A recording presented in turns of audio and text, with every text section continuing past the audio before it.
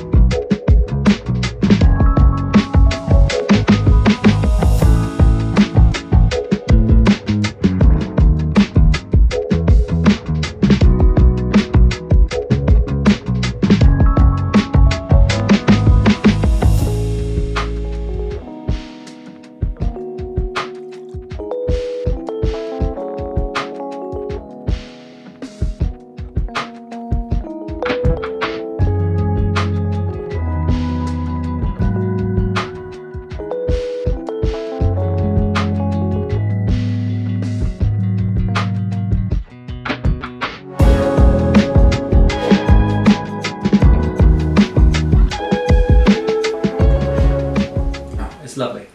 The lemon's essential. It complements the blackberry beautifully and just makes it really fresh. It's so refreshing, perfect for the summer. Cheers.